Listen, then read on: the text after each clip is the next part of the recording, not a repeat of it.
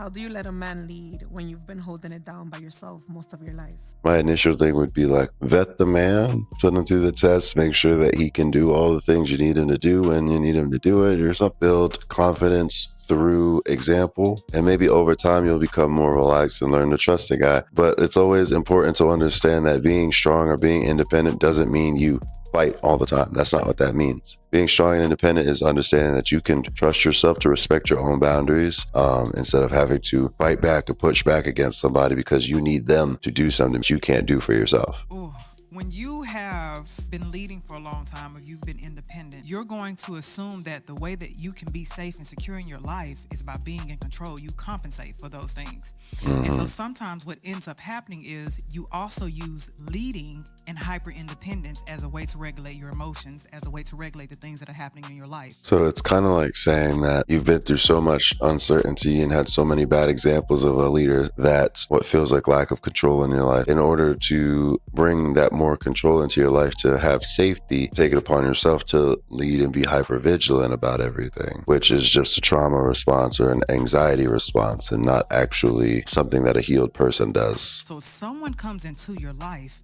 and they try to come in that position, it feels like a threat to you. And that becomes problematic. It becomes really hard for you to allow somebody to step in. It's harder for you to say, okay, I'm gonna step back and I'm gonna let you do it unless you work on where it's rooted in and where it started to begin with. I like that.